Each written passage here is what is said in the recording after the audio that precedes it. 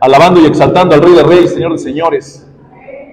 Dios está aquí y es digno de suprema alabanza. Tenemos que estar plenamente convencidos de que Dios nos trajo aquí, de que Él está haciendo la obra completa en cada uno de nosotros, y no nos trajo aquí para volver atrás, nos trajo aquí para mantenernos firmes, siempre poniendo nuestra mirada en el blanco perfecto que es Cristo.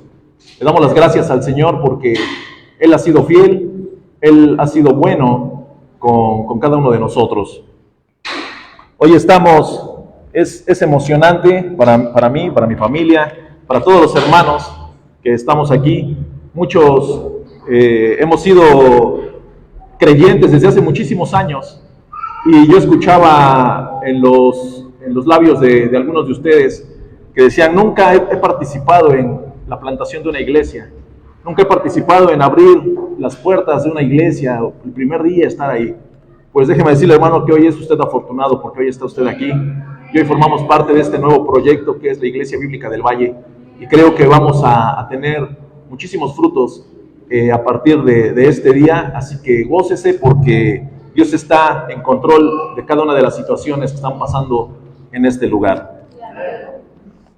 Así que a lo que venimos a escuchar la palabra del Señor, los invito a que abran sus Biblias en el Evangelio de Mateo.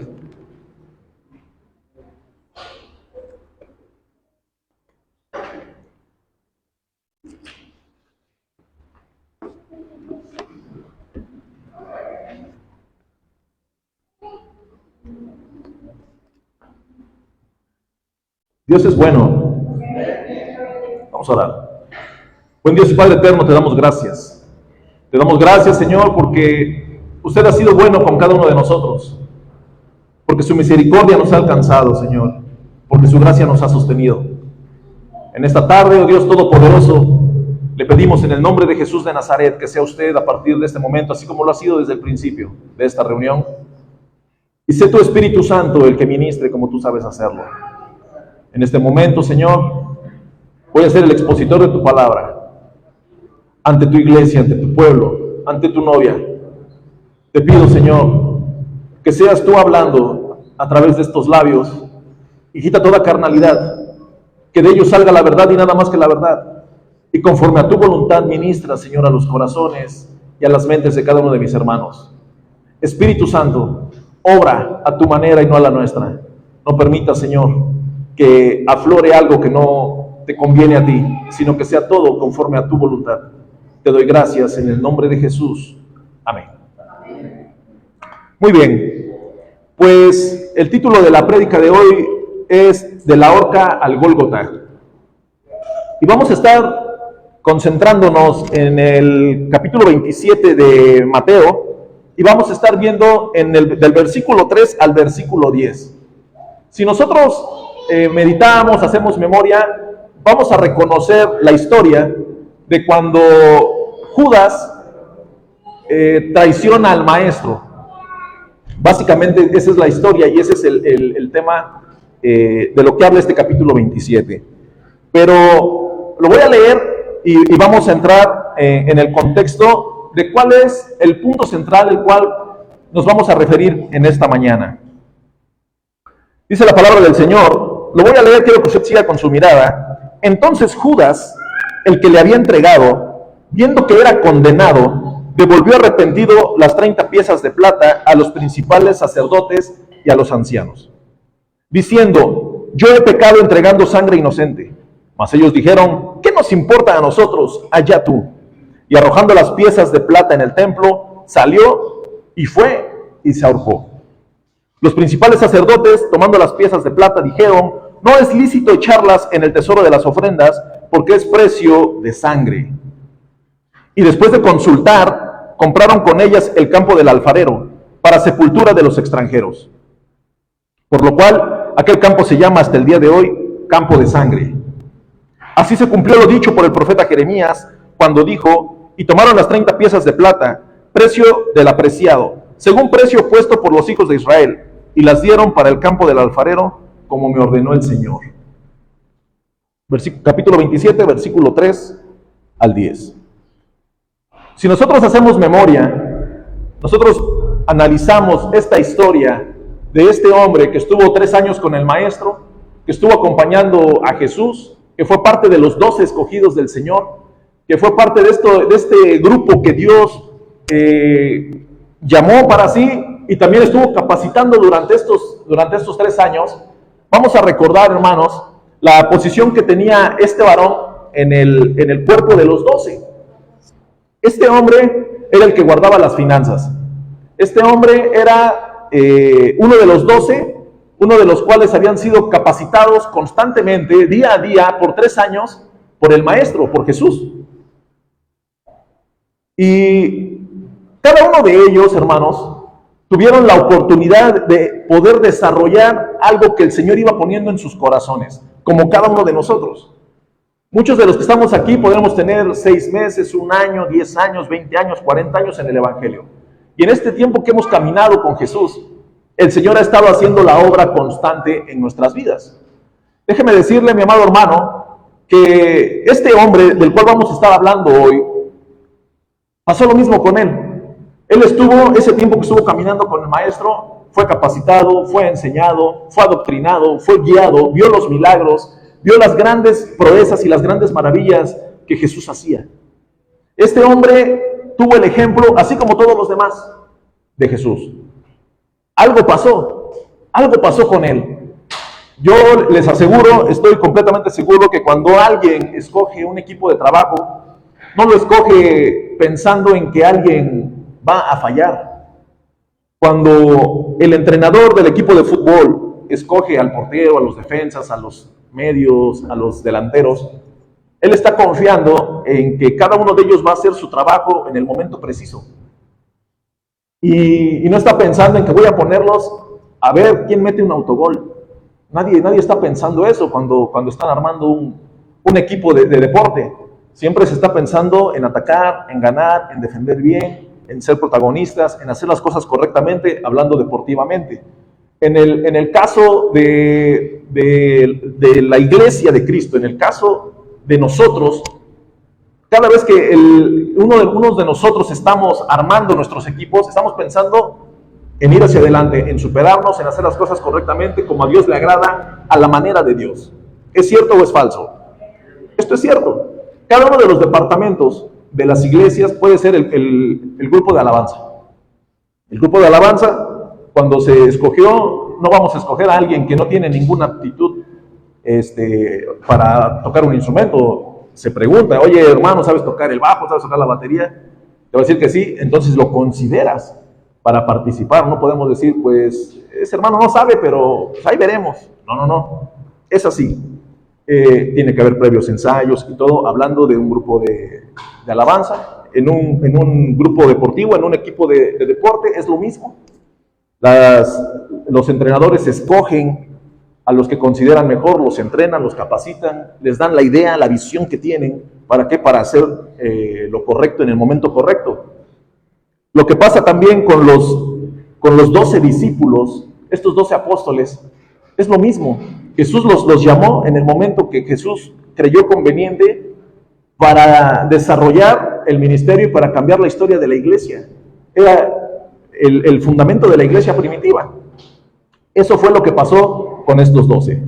Y uno de estos 12 empezó a hacer lo incorrecto conforme nosotros vamos conociendo la historia. Ahora, no nos vamos a referir a Judas en este punto como el traidor y nosotros vamos a ponernos del lado de Jesús y vamos a ponerlo del lado de los otros 11. Y vamos a señalar a Judas como el malo y yo no le voy a decir, hermano, este es Judas, nunca haga lo que Judas, haga lo que los otros. Tampoco es la idea. La idea de esta tarde, por lo que se titula la predicación de la horca al Gólgota, es que nosotros vemos a un hombre que falló y la conclusión de su falla y la conclusión de su vida fue ir y ahorcarse. Y perdió la vida. Pero en el momento en el que Judas fue y se ahorcó, estaba Jesús en el Gólgota padeciendo por todos nosotros, padeciendo también por él. Vamos a lo siguiente, dice el primer versículo de la lectura. Entonces Judas, el versículo 3, el que le había entregado, viendo que era condenado, devolvió arrepentido las 30 piezas de plata a los principales sacerdotes y a los ancianos. Cada uno de nosotros en nuestro diario vivir, en nuestra vida cotidiana, hemos pasado por etapas en las cuales hemos metido la pata. Hemos pasado por etapas, por momentos en los cuales nos hemos equivocado. Situaciones en las cuales hemos tomado decisiones que no son las correctas y desgraciadamente tenemos que llevar sobre nuestra espalda las consecuencias de nuestras decisiones. Cada uno de nosotros hemos pasado por esta etapa. Así es. Muchas personas es probable que en este momento estén en esta situación de que sabes que te equivocaste y sabes que lo que está allá enfrente es las consecuencias de los actos que tú ya hiciste. Judas, en este punto, dice que cuando vio que Jesús era condenado, devolvió arrepentido las 30 piezas de plata a los principales sacerdotes y a los ancianos. Quiero que vuelva nuestra mente a este Judas, este hombre que llevaba el saco con las monedas, y quiero pensar que él ya había visto cómo le habían pegado a Jesús, cómo lo habían latigueado, cómo lo habían escupido, cómo lo habían lacerado, cómo habían hecho toda esta demolición en el cuerpo de Jesús. Quiero pensar que Judas había estado presente. La Biblia nos habla que Juan y que Pedro habían estado ahí en la casa en la noche cuando lo habían golpeado, cuando Anás y Caifás se rasgaron las vestiduras y todo esto que hemos visto hasta en las películas. No nos dice de Judas, pero se entiende que también Judas estaba observando, presente. Yo no creo que Judas se haya ido a dormir. Yo estoy seguro que Judas estaba ahí, observando también. Y dice que él va y dice, arrepentido. Hay un punto, hermanos, en el que el ser humano sufre un tipo de arrepentimiento y el otro tipo es un remordimiento. Cuando nosotros hacemos algo que no es correcto, hacemos algo en el cual vamos a tener una consecuencia hacia nuestra persona, en lo familiar, en lo laboral, en lo económico, la que vivimos, me lo compro porque por eso trabajo, ¿no? Y al rato estamos tronándonos los dedos para pagar la renta, para sacar la letra, ¿no? Cada vez que nosotros tomamos una decisión que afecta en lo personal a nosotros y a nuestra familia, o nos arrepentimos o sentimos remordimiento. Judas en este punto, hermanos, en la traducción de la Biblia de las Américas dice remordimiento. En algunas Biblias dice remordimiento. ¿Qué es lo que pasa? Él, teniendo remordimiento de lo que había pasado, de lo que él había hecho, dice, fue y devolvió las 30 piezas de plata a los principales sacerdotes y a los ancianos. Pero en el segundo versículo viene algo tremendo. En el versículo 4 dice, él llega a los ancianos y a los sacerdotes, y quiero recordarles la importancia de la jerarquía que tenían los ancianos y los sacerdotes en el tiempo antiguo. O sea, era la crema innata de la autoridad religiosa. Si alguno de las personas hacía algo mal, ellos eran los primeros que lo filtraban con la ley. Ellos eran los primeros que medían el estatus de la persona a través de la ley de Moisés. Entonces, cuando Judas viene y les dice, yo he pecado entregando sangre inocente, Judas estaba acercándose hacia las personas más importantes del centro religioso. Judas estaba acercándose a las personas que eran los más altos rangos de autoridad religiosa y les estaba diciendo, yo reconozco que he hecho algo mal. Yo le pregunto esto, en esta iglesia vamos a tener autoridades, una pluralidad pastoral, y usted va a reconocer, el hermano es copastor, este hermano también tiene autoridad.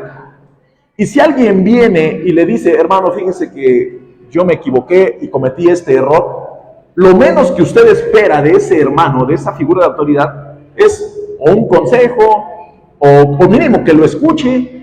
¿Para qué? Para intentar restaurar la relación de usted con el Señor. Hacer algo. Quiero hablarle del arrepentimiento. Dice, es habitual que el ser humano haga cosas y posteriormente no esté satisfecho con ellas por algún motivo y tenga una sensación de culpabilidad y de vergüenza. Para que el arrepentimiento sea efectivo, tiene que ser sincero. Por lo que no es suficiente hacer un gesto simbólico que manifieste el rechazo hacia lo anterior, sino que debemos reconocer el error de manera sincera y con un arrepentimiento auténtico, no fingido. Si nosotros hacemos algo y no nos arrepentimos verdaderamente y tratar de cambiar las cosas, entonces no es arrepentimiento. Judas sintió el aguijón de su propia culpa, pero no fue un genuino arrepentimiento. Hay un tipo de arrepentimiento que nos marca la palabra, el cual nos lleva arrepentimiento a tristeza. Todo el arrepentimiento o el remordimiento nos llevan a tristeza. Pero el arrepentimiento que marca la palabra, que viene de Dios, te lleva a tristeza, pero es para vida. Dice en 2 de Corintios capítulo 7, versículo 10, porque la tristeza que es según Dios, produce arrepentimiento para salvación. De que no hay que arrepentirse. Dice, pero la tristeza del mundo produce muerte. El arrepentimiento que vino hacia la vida de Judas fue un arrepentimiento de muerte. ¿Por qué? Porque él se arrepintió intentando tratar de remendar lo que había hecho. Fue y se ahorcó. Él se arrepiente y ese arrepentimiento que trae tristeza a su vida, el siguiente paso le produce la muerte. El Señor en esta mañana nos está hablando. Hay algo que pasó en tu vida, hay alguna situación que tú estás meditando y sabes que hay una consecuencia a corto plazo o ya estás en esa consecuencia. Lo que tienes que hacer es tener un arrepentimiento genuino que te va a guiar a salvación. Ese arrepentimiento genuino que te guía a salvación es lo que te va a hacer correr a Jesús. ¿Por qué? Porque con Jesús vas a tener esta restauración personal. Con Jesús no vas a librar la culpa ni la deuda.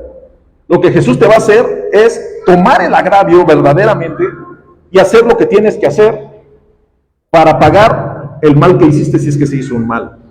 Tú tendrás una fortaleza espiritual y sabrás que después de este proceso habrá salvación para ti y tendrás vida conforme a la gracia y conforme a la misericordia del Señor. Eso es lo que Judas ignoró estando tanto tiempo junto al Maestro. Muchos de nosotros, caminando por años en el Evangelio, hay momentos en los cuales llegamos a estar en esa situación y en lugar de correr al Gólgota, corremos a la horca. En lugar de hacer lo correcto, nos empezamos a autoflagelar nosotros. ¿Por qué? Porque sentimos que no tenemos oportunidad para remendar el gran error que hicimos. Muchísimas personas, muchísimo pueblo de Dios, en lugar de correr a Jesús, en lugar de intentar correr al Gólgota, arrodillarse ante Jesús y decirle, Señor, perdóname, me equivoqué, voy a intentar restituir lo que hice, fallé, le fallé a mi familia, le fallé a mis empleadores, le fallé a mis hermanos, le fallé a la gente que creía en mí, les fallé, pero estoy dispuesto, Señor, a restituir, estoy dispuesto a pagar lo que hice. Pero muchas veces lo que el ser humano no quiere es restituir la falta que hizo, el agravio que hizo. Judas, en este punto, él observa a Jesús que va todo molido, ensangrentado, con la corona de espinas en su cabeza, cargando una cruz de madera pesada, arrastrando todo, va subiendo hacia el monte de la calavera. Judas observa y él dice, me equivoqué, y regresa al templo, porque ¿dónde estaban los sacerdotes? ¿Y dónde estaban los ancianos? En el templo. Pero una cosa, hermanos, es entrar al templo allá que llegó Judas y ahí les dejo esto, a pasar a donde estaban los sacerdotes y los ministros. Y más en ese templo que todo era completamente riguroso en cuanto al orden de las posiciones. Entonces se entiende que Judas fue a uno de los lugares especiales donde estaban ellos y les tiró las monedas. Eso fue lo que pasó. Judas, entendiendo, conociendo la ley, siendo conocedor de la palabra, él dice, me equivoqué, voy a reconocer mi error ante los jefes, ante los religiosos, ante la gente que puede hacer algo. Pero cuando la persona que falla, en lugar de correr a Jesús, corre a la religión, corre a los religiosos, corre a los santurrones, corre a la gente que te van a pisotear o te van a poner un pie en el cuello. Lo que le dijeron en el versículo 4 dice, yo he pecado, entregado entregando sangre inocente. Y ellos le respondieron, ¿qué nos importa? Allá tú. Cuando él viene y dice, he pecado, he entregado sangre inocente, ¿qué me importa? Allá tú. ¿Qué nos importa? ¿Qué nos importa lo que hayas hecho? Acá hay un punto tremendo. Porque las personas que podrían haber parado la masacre eran ellos. Las personas que habían enjuiciado a Jesús en lo secreto eran ellos. Las personas que habían hecho lo incorrecto en este juicio que fue llevado bajo el agua eran ellos. Cuando se analiza en la palabra, en la ley, de un juicio no tenía que haber, un juicio no tenía que ser en lo secreto. Y ellos lo hicieron en lo secreto. Incluso lo llevaron a la casa de uno de ellos. Cuando se hicieron los ofendidos y se rasgaron las vestiduras, en lo secreto y de noche, donde cuando lo abofetearon, lo escupieron. En la mañana ellos, judíos, fariseos, ellos teniendo esa investidura sacerdotal de ancianos, de principales entre el pueblo de Israel, lo hacen en lo secreto violando la ley y después dicen, ok, entrégaselo a los romanos. Y van con Pilato. Se lo entregan. Tú júzgalo. Nosotros no lo podemos juzgar. Porque no encontraban de qué acusarle. Entonces, los religiosos, que son los líderes, se lo entregan al gobierno romano. El gobierno romano dice es que no tengo de qué acusarlo. Ya lo golpearon, ya hicieron todo, no tengo de qué. Y lo que sabemos, Pilato, ¿qué hizo? Se lavó las manos delante de todos y les dijo, allá ustedes. Allá ustedes. Judas vio todo esto. Él sabía, no había forma de que encontraran algo de qué acusar a Jesús. No había forma. Él tenía un remordimiento, un dolor psicológico, un dolor emocional. Esa actitud que desearía que no hubiera sucedido.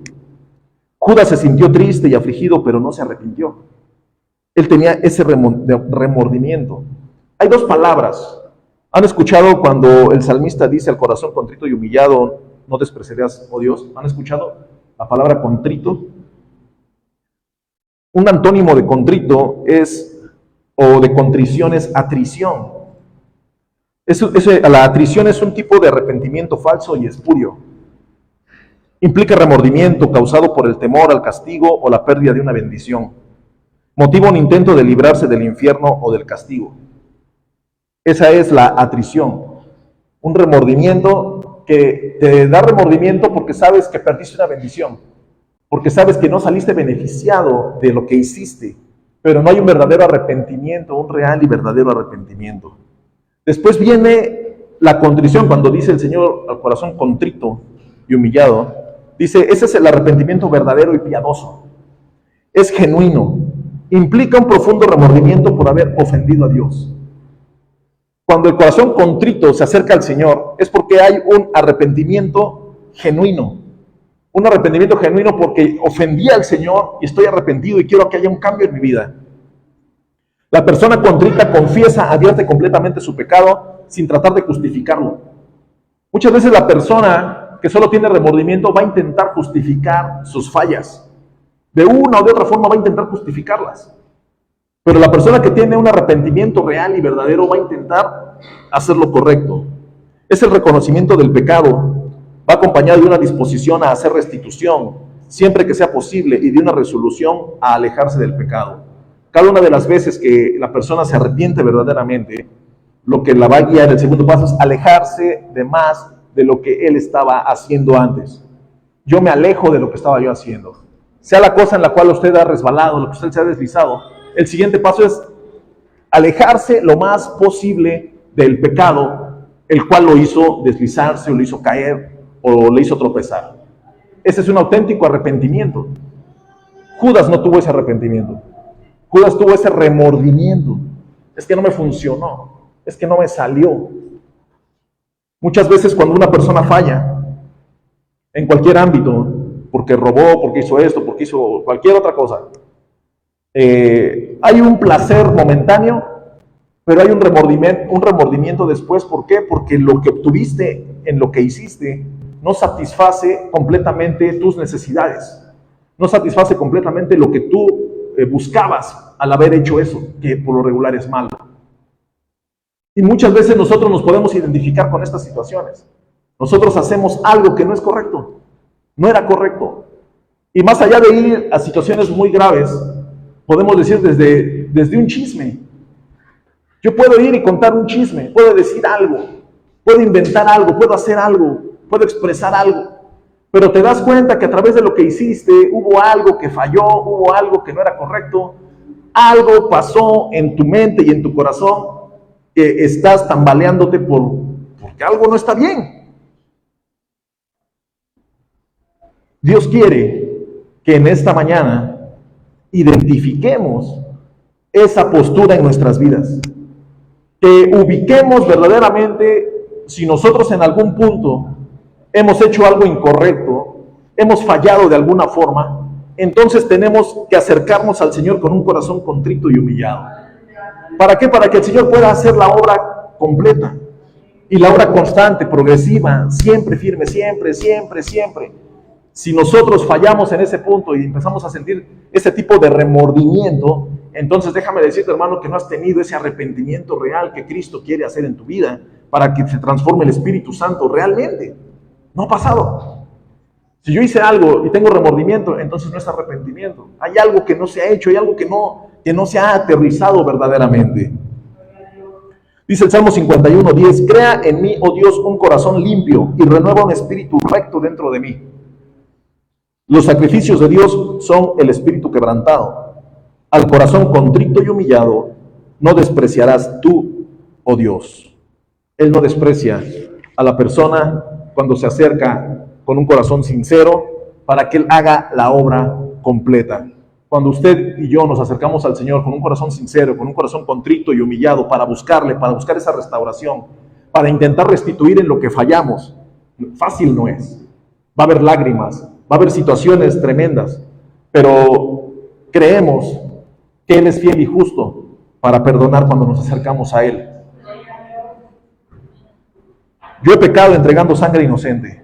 Y ellos le dijeron, ¿qué nos importa a nosotros? Allá tú, ¿qué nos importa? Jesús había denunciado a los religiosos. Cuando las personas se acercan a los religiosos, cuando la persona se acerca a la religión y no a Cristo en sí, y no a Jesús, al Jesús crucificado, lo que pasa, hermanos, es que vas a encontrar respuestas terrenales a tus necesidades. Cuando tus necesidades lo que necesitan es respuestas divinas, respuestas que vengan de lo alto, respuestas que vengan con la respuesta del Espíritu Santo para obrar poderosamente en tu vida, en la vida de tu familia, en tu ministerio, en todo tu entorno. Jesús le dijo en Mateo capítulo 23, del 1 al 4 es cuando Jesús denuncia, y todo el capítulo 23 es una denuncia constante hacia los religiosos. Pero en el versículo 4 dice lo siguiente: ellos atan cargas pesadas y difíciles de llevar, y las ponen sobre las espaldas de los hombres, pero ellos ni con un dedo quieren moverlas, hablando de la gente religiosa. Y nosotros nos damos cuenta cuando Judas llega, ellos le dicen, ¿qué nos importa? A nosotros, ¿qué nos importa? Allá tú. ¿Qué pasa cuando nosotros buscamos una respuesta en quien deberíamos de encontrarla y que te diga, a mí qué me importa lo que hayas hecho? Allá tú. Verdaderamente, hermano, lo que pasa es que va a venir algo tremendo hacia tu cuerpo, hacia tu vida, hacia tu mente, y te va a tambalear. Ahora, uno de los puntos importantes, por eso el tema se llama de la horca al Gólgota, porque nosotros debemos de tener nuestra confianza plena puesta en Cristo. ¿Por qué? Porque usted y yo le vamos a fallar. Somos personas. Vamos a fallarle. Que no estoy justificando algo que en un futuro pase. Pero el cristiano que anduvo ya más de 3 años con el maestro y que comió en la mesa del maestro y que el maestro le enseñó todo, ese creyente debería ser un creyente maduro, el cual no tendría que estar corriendo hacia la religión, sino corriendo al Gólgota. Usted y yo tenemos hoy la oportunidad de meditar en el Señor, de hacer lo correcto y de decidir hacia quién vas a correr, hacia quién vas a ir. Usted se va a quedar en un punto en el cual, pensando, meditando, es que yo quiero restaurar esto, es que yo quiero sanar esto, es que verdaderamente yo necesito que pase esto en mi vida, pero usted no va a alcanzar lo que tiene que alcanzar corriendo a la religión, corriendo a los religiosos. Usted va a alcanzar lo que necesita y usted va a entender lo que Dios va a hacer en su vida corriendo a Jesús. Solamente a Jesús. No hay forma, no hay situación diferente, sino siguiendo los pies de Cristo. ¿Cuántos dicen amén? Dice más adelante, desde el concepto y desde la posición de que Judas va, tiene un encuentro con los religiosos, tiene un encuentro con la religión, con los fariseos, con esta gente que de una o de otra forma sabían qué es lo que había que hacer y no lo hicieron. Él conocía el siguiente versículo, Deuteronomio 27, versículo 25. Maldito el que acepte soborno para quitar la vida de un inocente. Maldito el que acepte soborno para quitar la vida de un inocente. Judas sabía que estaba escrito que si él corría hacia ellos, lo menos que podían hacer era meditar en que, ok, tal vez nos equivocamos. Ok, tal vez hubo algo que no era correcto. Tal vez pasó algo, vamos a pensarlo. Pero la respuesta que recibieron fue, allá tú, ¿qué nos importa? ¿A mí qué me importa? El Señor Jesús no va a darte una respuesta, ¿a mí qué me importa? El Señor Jesús, arriba de esa cruz, clavado, cercenado, molido por nuestros pecados, derramando su sangre, sufriendo, estando a punto de desfallecer. Él no te va a decir, ¿a mí qué me importa? Él no te va a decir, allá tú. Él está dispuesto a restituir lo que tú debes. Él está dispuesto a llevarse la deuda, a llevarse tus pecados, a hacer lo imposible que nuestra mente entiende, porque eso es su gracia y su misericordia. Lo que nuestra mente no entiende, pero ¿cómo va a ser eso? El Señor te dice, a mí sí me importas. Y el Señor te va a decir, allá tú, el Señor te va a decir, ven a mí, yo no te voy a dejar. Yo no te voy a dejar. Yo te voy a proteger. Yo voy a hacer lo correcto. Pero como tú eres mi hijo, como tú ahora eres mi discípulo, yo te voy a enseñar a restituir lo que quedaste a deber. Pero Señor, no. Si tú eres parte de mí, tú no te vas a ir con deudas. Tú vas a restituir. ¿Por qué? Porque tú eres mi hijo. Porque tú eres la viva imagen mía en esta tierra. Y para que hablen bien de mí, tienen que hablar bien de ti. Como se refieran a ti, que eres la novia, que eres la futura esposa, y que debes de tener vestiduras blancas, santas y limpias. Entonces, para que hablen bien de ti, para que hablen bien de mí, tienen que hablar bien de ti. Y vas a restituir lo que has quedado a deber. Vas a restituir las cosas en las cuales fallaste. Porque te amo, te lo digo. Así es el Señor. Así es el Señor. Y muchas veces nosotros, ¿cómo lo hacemos? ¿De qué manera? ¿Es difícil? Fácil no es. Por eso el catolicismo romano se inventó estos pagos, las indulgencias. ¿Por qué? Porque usted viene y es que yo tengo una deuda tremenda con mi familiar. Usted no se preocupe, usted pague una misa, una indulgencia y esa deuda queda saldada. Bueno, hoy vemos las iglesias romanas y vemos las cristianas, ¿no? Les funcionó el negocio. El punto está que Dios así no trabaja. Dios así no trabaja. Dios trabaja de una forma en la cual usted y yo vamos a aprender paso a paso en esta tierra. Muchas veces nosotros podemos ponernos a pensar, Señor, tengo muchas deudas, tengo situaciones terrenales, ya llévame.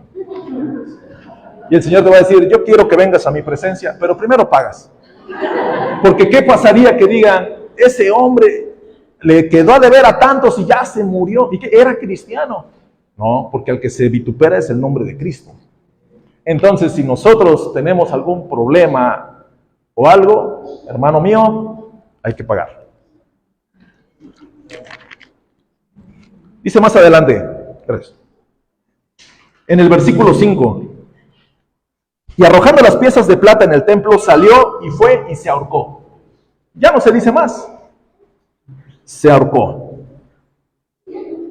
Este hombre que había estado con el maestro, vuelvo a repetirlo, que había estado haciendo lo correcto, fue, en lugar de ir al Gólgota, va a la horca. Muchos de nosotros cometimos un error. Sabes que la decisión que tomaste fue incorrecta. Y en lugar de buscar a Jesús para que restaure tu culpabilidad a través de un arrepentimiento, hay un remordimiento en ti, el cual te hace vengarte por la decisión mala que tomaste, pero fue tu propia decisión.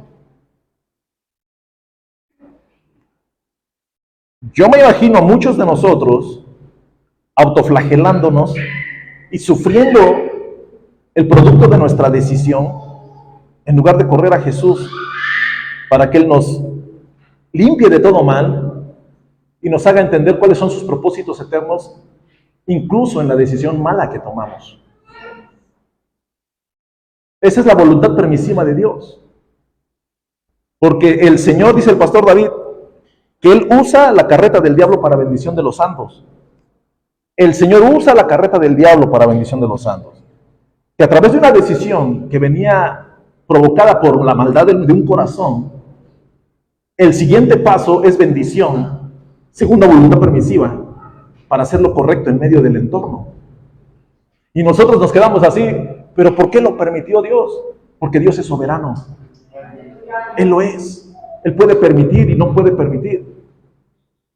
La cuestión está que usted y yo lo entendamos. Pero el error que usted cometió, el error que yo cometí, tenemos que restituir lo que hicimos. Tenemos que restituir. No tenemos que buscar venganza. Porque si en algún punto nosotros buscamos venganza, entonces no es arrepentimiento, es remordimiento. Y ese remordimiento es el que te lleva a la tristeza y esa tristeza te conduce a la muerte.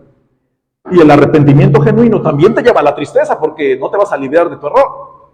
Pero ese arrepentimiento genuino te lleva a salvación, te lleva a vida. Los principales sacerdotes, tomando las piezas de plata, dijeron, no es lícito echarlas en el tesoro de las ofrendas porque es precio de sangre. Ellos sabían perfectamente. Ellos habían tomado dinero de las ofrendas del templo y le dieron, o sea, no fue Caifás y Anás que se pusieron de acuerdo, el suegro y digamos, ¿sabes qué? Vamos a juntar una lanita y dásela al Judas.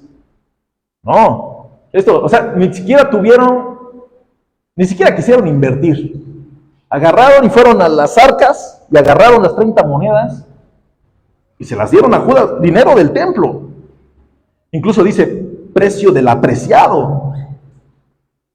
Ese precio se agarró del mismo templo con el cual le pagaron a Judas. Ellos sabían. Entonces cuando pasa todo esto y Judas les devuelve, porque Judas va y se las avienta. Ahí están sus monedas. Él va y se ahorca. Él como intentando lavárselas, así como hizo Pilato, pero la cuestión está que esto lo condujo a la muerte. Dice, no es lícito echarlas en el tesoro de las ofrendas porque es precio de sangre. Primero, Judas llega y les dice, yo he entregado sangre inocente. Ellos tienen el reconocimiento de un hombre que había sido un testigo falso y según la ley, ese hombre dice, es maldito, maldito que acepte soborno para quitar la vida de un inocente. Pero cuando ellos ven que este hombre viene y reconoce su maldad y reconoce su falla, ellos le dicen, allá ¿qué nos importa a nosotros? Allá tú. Ellos no cumplen la ley, pero después se vuelven bien religiosos. Dicen, no, esas monedas es precio de sangre. No lo sé, no es lícito que lo devuelvas al tesoro. Ok, esa es la hipocresía del fariseísmo, la hipocresía de la religiosidad. Nosotros, hermanos, Dios nos libre de caer en esa hipocresía. Que caigamos en las manos de esa hipocresía y que nosotros nos volvamos esos fariseos, los cuales juzguemos con hipocresía a nuestros hermanos. Y después de consultar, o sea, ellos platicaron. Judas se fue y se ahorcó, pero ellos se quedaron a platicar qué vamos a hacer con las 30 monedas. Nadie quería llevarse la carga. Y si después de consultar, compraron con ellas el campo del alfarero para sepultura de los extranjeros. Compraron el campo del alfarero. Dice, por lo cual aquel campo se llama hasta el día de hoy campo de sangre. Así se cumplió lo dicho por el profeta Jeremías cuando dijo, y tomaron las 30 piezas de plata, precio del apreciado, según precio puesto por los hijos de Israel, y las dieron para el campo del alfarero, como ordenó el Señor. Este campo estaba cerca de la puerta de los alfareros. Dice la historia, esto no lo dice en la Biblia, dice la historia, hay anécdotas, hay teorías, que ese campo se le llamaba el campo del alfarero, porque el alfarero cuando estaba haciendo su trabajo, había veces que horneaba la pieza, pero la pieza quedaba fisurada. Usted no va a comprar una vasija, un florero fisurado, porque lo que le eche se le va a regar. Pero tampoco el alfarero ya seco puede restaurarlo, porque ya está seco, ya está hecho. Entonces se entiende que en este campo del alfarero, que en la actualidad, este campo de sangre, campo del alfarero, los historiadores comentan que es un campo lleno de mucha arcilla, de barro. Lo que ellos hacían era agarraban todas las vasijas que no servían y las quebraban en ese campo del alfarero. Era como un basurero de los alfareros, ese campo de sangre. ¿Qué es lo que pasó? Estos hombres compraron ese campo del alfarero. Acá viene lo tremendo, lo que el profeta Jeremías y el profeta Zacarías hablan en las profecías, y nosotros podemos interpretar, incluso de una manera muy simple, cuando la vasija está en las manos del alfarero, y nosotros nos podemos identificar con esa vasija en el proceso. ¿Y qué es lo que pasa si el alfarero está haciendo la vasija y la vasija hay algo que no le gusta? La vuelve a deshacer y la vuelve a hacer. Y nosotros lo entendemos y incluso hasta, Señor, estoy en las manos del alfarero, Señor, moldéame y hazme, y hasta hay cantos de eso. El punto está que aquí viene lo imposible, que el alfarero termina la vasija, la hornea y la vasija está fisurada, la vasija se cayó o algo pasó y ya no pueden regresarla al horno y volver la masa y volverla a hornear. Para lo único que sirve es para echarla a la basura. Si usted tiene algo de barro, hermanos, tiene uno de esos pocillitos de barro, y por lo regular primero cuando se cae, se le cae una oreja, ¿no? Pero todavía sirve, ¿no? O las tazas, se cae y todavía sirve, pero si ya se fisura y le echa usted café y se sale, por mucho que haya sido un recuerdo de cuando fue a Juquila, ¿no? Usted lo que va a hacer la va a tirar, porque ya no sirve. Acá viene el punto tremendo. Usted y yo tenemos esta situación en nuestra vida, en la cual hemos cometido situaciones, tomado decisiones en los cuales hemos salido afectados. Ha habido puntos en los cuales, en lugar de arrepentirse por la decisión que tomó, usted está sintiendo remordimiento en su corazón. Ese remordimiento la está llevando a autoflagelarse y estar sufriéndole. Incluso hasta el aspecto se demuda, porque usted está sufriendo la decisión que tomó. Hay un punto en la vida que usted puede llegar y correr al Gólgota, correr a Jesús y decirle, Señor, me equivoqué, perdóname. Hazme entender esto y le doy para adelante. Pero está el otro punto en el cual incluso hasta buscamos venganza o buscamos una forma de que esto no se va a quedar así, esto no es así y así no se va a quedar. Hay dos puntos. Judas se fue en el segundo, lo cual lo llevó a la muerte. Nosotros, amado hermano, estamos en la oportunidad de correr a Jesús, para que el Señor, como ese alfarero perfecto, estamos en el proceso de moldeo, estamos tal vez ya pasando en el horno, o incluso algunos de nosotros ya somos vasijas de barro que servimos. Incluso muchos hicieron un hermoso florero, otro fue una hermosa jarra, otro fue un hermoso pocillo, otros fuimos hechos como unas basinicas, y las cuales eran usadas para usos viles. Así lo dice el apóstol Pablo. Esa basinica que era usada para uso vil, el Señor fue, me tomó, me levantó, me lavó, limpió lo que era sucio, lo que era despreciable, lo que era asqueroso, me lavó y me llenó con su espíritu y me pone a la mesa del Rey. El barro es barro, puede ser un vaso de honra o un vaso de deshonra, pero en las manos del Maestro estamos en sus manos. El valor nos lo da Él. Por eso dice Pablo, esto es un tesoro en vasos de barro. Porque podrá ser un florero, podrá ser una basinica, podrá ser lo que quieras, pero lo que importa es lo que está dentro, y lo que está dentro es el Espíritu Santo de cada uno de nosotros. Y hay algunas de esas vasijas que se han estrellado en el camino.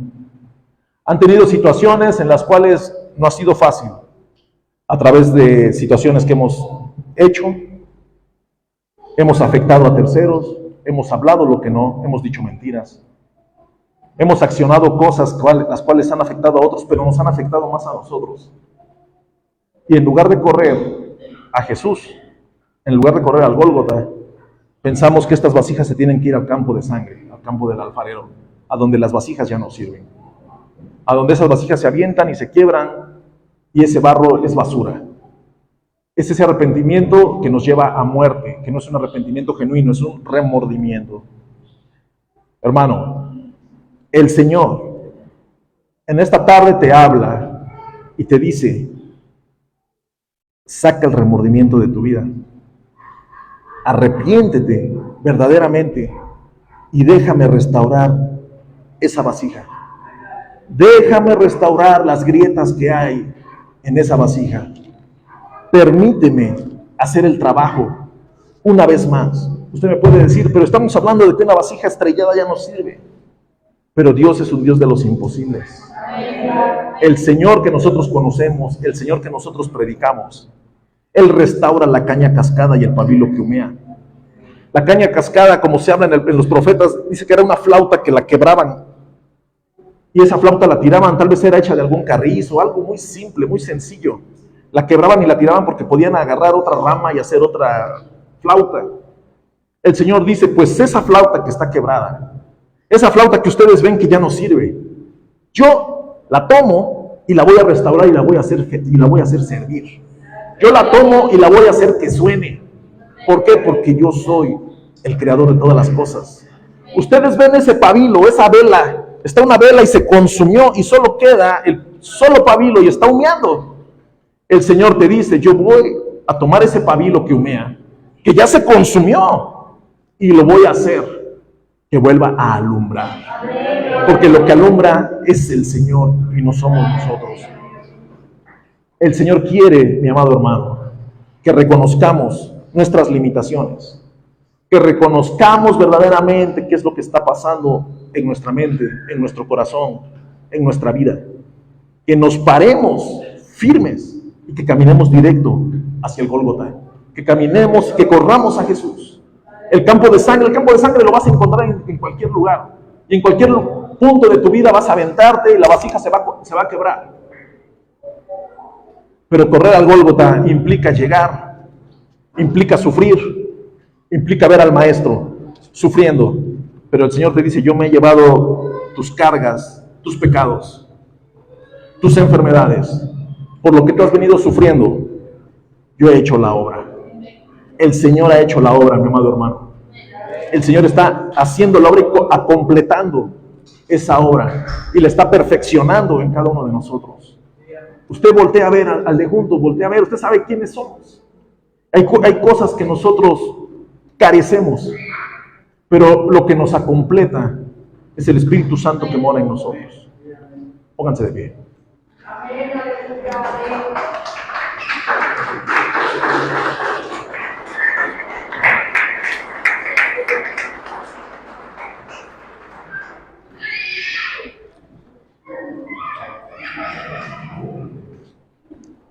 Hoy tenemos la oportunidad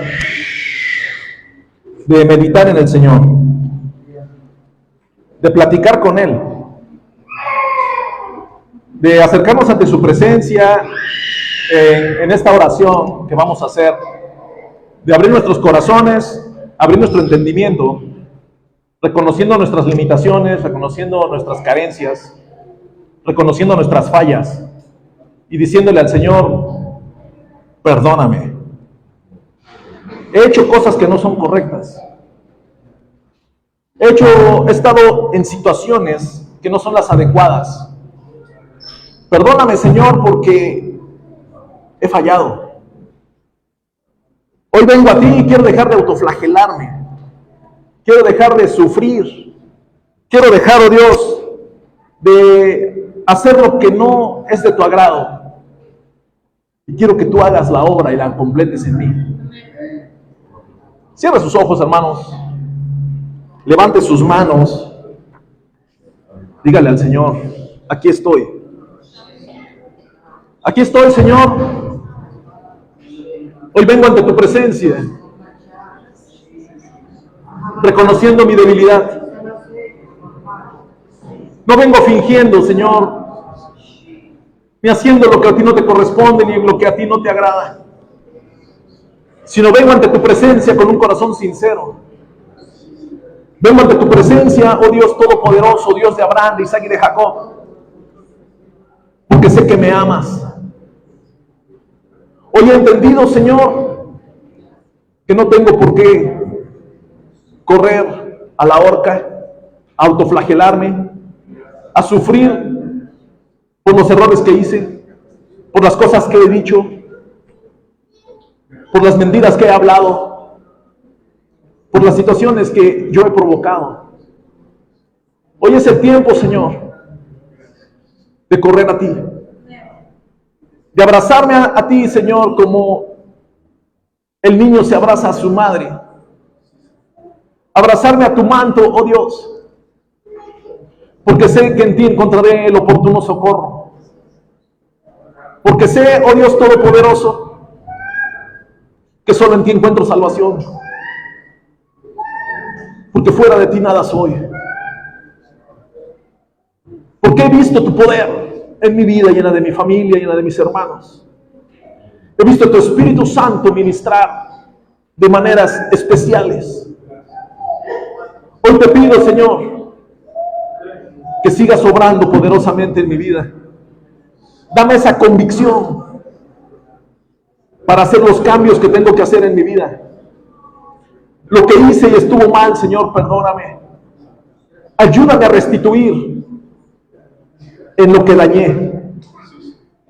No quiero, Señor, que se vitupere tu nombre por causa mía. No quiero, Señor, que se pisotee tu nombre por mi causa. Yo quiero, oh Dios, que tú hagas la obra en mí. Que tu palabra sea la lumbrera que alumbra mi camino.